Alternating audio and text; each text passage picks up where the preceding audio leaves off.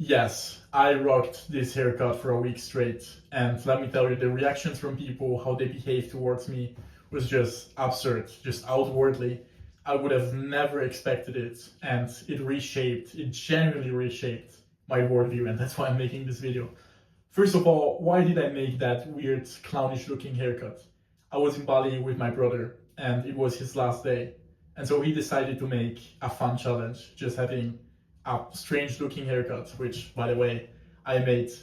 And I made him an avatar arrow on top, right? And he had it for the day and then, just went back to Italy, everything normal. And I stayed longer, and it was a week remaining till I had to leave. And I woke up, I remember so crystal clear. I woke up, I looked myself in the mirror, and I asked myself, do you have the balls to do it? And in the beginning, my brain told me, no, yes, you have the balls, but let's do it tomorrow or the last day. I have a couple of dates coming up this day, so, why make it now? Let's make it in a few days. And then I called myself. And as soon as I called myself, I was, now we gotta do it. And so I've done it. And I really tried to make it as bad looking as possible. I really thought about it. I thought if I make it contra aerodynamic, it would look even worse. And so I've done that. And it was generally, a success. It was very bad looking. And a couple of things for context that are very important, that will be very important in the story that is coming. It was not really a challenge for me. It was easy. I did not feel much embarrassment at all, except from maybe the first half an hour where I was like, kind of excited. Oh, I've done this weird thing and now I'm going in public. Also important thing, I was visiting, I was frequenting the same few places, the gym, Nirvana in Bali, the martial arts gym, a certain restaurant, my favorite restaurant, and maybe a couple more places from time to time, but I basically stayed in the same places all the time. And so I was there already for 7 weeks. And so people knew me also. I'm not the type of guy who just goes unnoticed, right? I do odd things. I speak to people. I'm very outgoing and stuff. So, people kind of knew me there and recognized me. And I went into the gym, right? It was a big, nice wellness gym, a lot of people. And their reactions, I would have never bet. I would have never thought, first of all, for women, right? My assumption would have been they would just not like me because it looks like a clown, it looks horrible, and they would just not be attracted to me. And quite the opposite happened, quite the opposite. Of course, there were also very interesting women that I didn't resonate with because we had different values, different lifestyles, different worldviews, and we just, we may have talked, but we didn't really resonate it. And other women that still we didn't resonate, but we never talked. So, I could just tell they were either smoking or vaping or, dressing in a way that I don't like or hanging out with people that, I kind of felt not a good energy with and stuff like that. So women that I didn't resonate with in general, regardless if we had spoken or not, they liked me less. They disliked me way more. They were just looking at me weird, just in disgust, just judging, and you could tell they're kind of speaking with the friends about me and stuff like that, and just they were so repulsed by me in a exceptional way. They were just so repulsed, and that was honestly the reaction that I expected. I expected to just have this weird haircut and people don't fuck with it. That was the whole thing. But on the other hand, there were the women that I resonated with. Regardless if we spoke or not, we could feel on the same energy, flawless conversations, looks, and whatever, just women that I resonated with, also on a value standpoint. They loved it.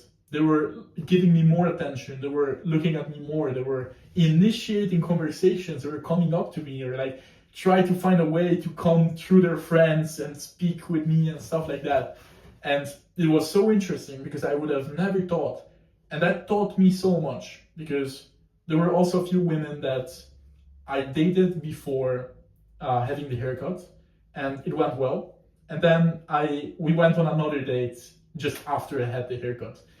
And those were the only people that saw me that didn't say a word about the haircut. They just went the whole date through without mentioning the haircut.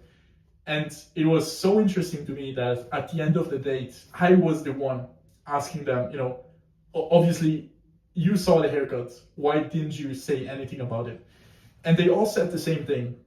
It was all something about, of course I saw the haircut and it kind of looks weird, but I like you for you and I don't really care. And by the way, it even kind of fits you. And I like the confidence. Those were the things they were saying. And my mind was just women don't give a fuck. And that was the first lesson I learned, or one of the first, that people say looks is so important, or they say looks is only important to get your foot in the door. I think looks is so important to get your foot in the door because that's the only thing women say or see in the beginning. And I saw that they care about confidence way more. And if you can portray confidence on a first image, on a first interaction, first view, for example, by having just a strange looking haircut and not giving the slightest fuck, they like that. They prefer that way over looks. And I don't consider myself a bad looking guy. Also with the physique, I was going shirtless all the time in Bali, fucking hot. But I still got 10 times more attention with the strange looking haircut. And it was the weirdest thing. And also on men, that's where it gets more interesting even. It was the same polarizing thing with men as well, where people that I resonate with, right?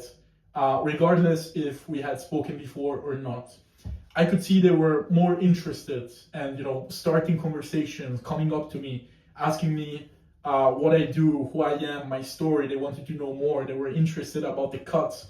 And, I met a good few people like that just by having the weird cut. Of course, also on the street, people were constantly asking me for pictures and just coming up and just speaking about the haircut. Someone called me the white Kanye West, just random things. And of course, half of the people were doing these things just to mock me or trying to, make fun of me in a way. But the other half of the people were genuinely interested. They were genuinely curious about me, and it was just so nice experience. They were kind of drawn to me, if that makes sense, which kind of makes sense because, if there's something odd looking, if there's a giraffe in the middle of the street, of course you look at the giraffe, you want to know why is there a fucking giraffe on the street. It makes sense. It's not that, I'm kind of a shiny special snowflake. I was just the odd person, I guess, and people wanted to know more, and they liked, I would say my energy, but it's really confidence, I would say. And I feel that was the thing that was drawing people to me. I think I will pop up a few pictures that people took or we took together. And then on the other hand, there were people that I didn't fuck with, men, because, there were no specific reasons, no hate involved whatsoever. It was just, it was not a good conversation and we didn't end up connecting for whatever reason. And they disliked me even more. They were starting to become slightly rude and insulting. And, when they don't know each other, they're, generally a little bit polite, right? That was just gone in the trash. They were just straight off kind of, picking on things and, trying to make subtle fun, which was so interesting. And I genuinely think, and I will go in more examples in just a second, but I think that some men, secure men, they liked me more. They were respecting me more. They were coming up. They were, just introducing themselves. And you could tell those were secure people. You could tell they have big balls. They were just staring into my eye and keeping eye contact and, big and strong and good energy, good aura, whatever. And there were other people that I felt were more off. And those were the ones trying to pick on me, trying to make fun and stuff. And I would, maybe it's my ego, right? Maybe it's my ego. But my reading was, I was making these people insecure. Because they, not me thinking, not me, they in their heads were thinking, I was more man than them. I had the biggest dick in the room. I could beat them, right? That was what I felt were their thoughts. Of course, I think that as well, but I think that of everyone, I think if you want to win in life, you kind of need to have that mentality. So of course, I'm thinking that of myself. I'm saying what they were thinking of themselves. And I could kind of tell because weird things started to happen where I was, for example, in the martial arts gym, right? And I don't know the trainers that well. I was going for like 2 weeks because I had an injury. And so I was there like, maybe we saw each other for like 15 times, 10 times, something like that. And they behaved normally before I had the cuts. And after I had the cuts, there were some people that I really resonated with, fun people and stuff. They were all good and fine, still same good energy and all. But there were other trainers that, there was a little bit of tension before as well. And after I had the haircuts, they would come up every day because I would train every day, 2 hours a day in the morning.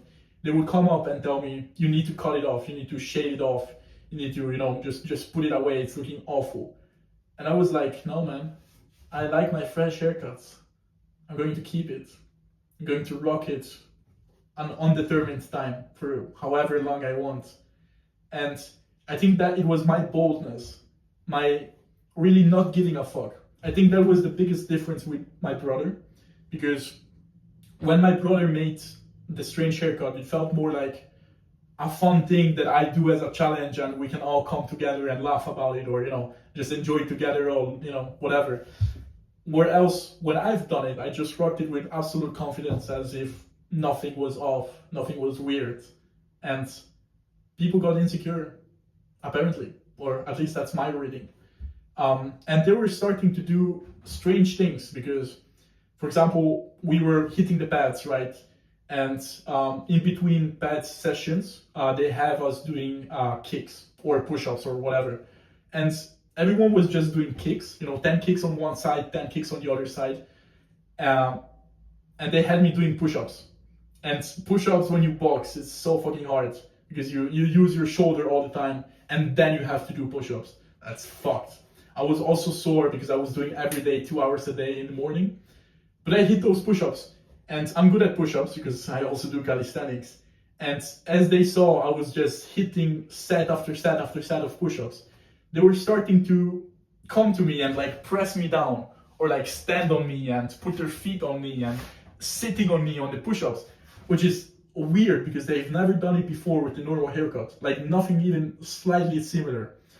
And we don't know each other, right? Because it's someone I saw like 15 times as a trainer, right? As a trainer, not a friend, right? And so it was so weird. And other times as well, we were doing squats. You do the pads and then they call time and then everyone needs to do the jumping squats and then hold the position. I was just holding my position on a squat and one guy came in front and just pretended to hit me with the elbows, just close to my face. And then with the knees, and I had to hold the position. And then another guy came from behind and stood on my quads basically as I was doing the squat. And because of course people are tired at that time when you do the squats, it's really to burn off your last energy. And they were hoping to kind of crush me. And then I was just standing on the squat as he was on me, and so he went down and pushed me forward, to make me fall. Just absurd things, right? As a Muay Thai teacher, just outwardly. And it kept on going like that, and I didn't really give a fuck because, of course they were not like harming me, in any way. They were just trying to mock me and laugh with one another and whatever. So I didn't really give a fuck. I just continued rocking my haircut and doing my shit. And I could really feel in their energy how they behaved towards me. They were like insecure people. They were just insecure people. Because they were always trying to team up against me in a subtle way, right? And there was another instance that was just so interesting to me. We're hitting the pads, right? And it was days on days in a row. I was hitting 2 hours a day, just training and training and training. And I was so sore, I could barely hit, right? I was just slow. Also, I don't eat in the morning, so for that day I was just low on sugar. and it was 40 minutes left. And I started to feel dizzy and just see white, just passing out almost. And I was still hitting the pads with a big smile and just continuing hitting. And it went for another 10 minutes. And at a certain point, I almost fell down a couple times because I was just whiting out. And the guy told me, that the same guy that wanted me to do the push-ups instead of the kicks, the guy who, tried to push me down on the push-ups to do, doing a bunch of stuff. He was like, man, take a break. You're almost falling. And I was there just with a big smile. I told him, no, man, let's keep going. Let's hit those fucking pads. Let's go, bro. Let's go. And I continued hitting, trying to hit the pads. And I could see in that moment, his face just turned and just switched. It was so interesting. I could see he was not happy. I could see in his face, he was hating the fact that was keep going. He wanted me to stop. He wanted me to, take a break.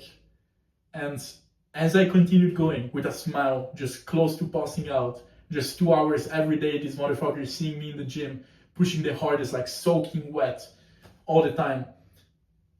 That guy was not happy with me just continuing, and his face just switched. And I kept going, of course. But yeah, I could just feel, it's interesting because that trainer, right, who's training with you every day, he should be happy for you to push, right, to give your best. That was not the look on his face. And in that moment, I kind of realized they think I'm better than them. I think that because I need to, right? In my life, I need to think, if I want to be successful, I need to think I can beat absolutely anyone. And I think that. I genuinely feel that way. But they thought as well. They thought I'm more man than them. They thought I could beat them. And that made them insecure. And I learned that lesson. It was so interesting. And I learned a couple things. Those were the things. Well, basically, women don't give a fuck, right? They don't give a fuck about looks too much. You need to look healthy, right? You cannot look, scrappy. Obviously, I'm low body fat percent. I'm not sure you can see, but I'm a little bit of ass with the light. But I'm low body fat percentage. I have a good physique. I have a decent face. Whatever. Just don't look off. Everything else is good. If you're average or a little bit above average, it's fine. It's more about confidence. And I realized that. Second is you will be judged based on your character. Looks, whatever, but that gives you a foot in the door. Confidence, nice, it gives you a foot in the door. But good quality women will then judge you only on your character. You could be the most confident, the most good looking, the best body. But if you fuck up in another way, they will cut you off and go for someone else, right? You will be judged on your character as a man, which I think something I love. I love because you are in absolute control of that. I love that. Those were the two things. And then third thing, life is too short to give a fuck. If there's something you want to do, because you wake up, you think, let's go for a run shirtless in the middle of the city. Or if you think, just rocking up strange haircuts, just do it. I took a pause there because I thought, if you think let's go in underwear, just, going for a walk in underwear. Not sure if I should tell you on YouTube, so I will not, but I've done that. I thought to myself, I just go with underwear. And so I went out with underwear and I just went for a walk in the, here in the, just here in front of my house, basically, for a good hour around the city, the village. You just do shit you want to do. Life is too short. Like, who gives a fuck? Who gives a fuck, right? You're gonna die anyways. And yeah, confidence is key as well. And just be yourself. And the third thing is, the last thing I learned that it really got to my core is I want to be as authentic as possible and really be as much me as I possibly can. Because when you do that, when you feel like, I want to have that haircut, that was part of me. I wanted to do it. It was a thought that I want to do, and I didn't hold back. The time you actually do it, when you're really yourself, you polarize people. And you will filter out people you don't want to fuck with anyways because they don't resonate with you. And you will instead attract people that you want, that resonate with you.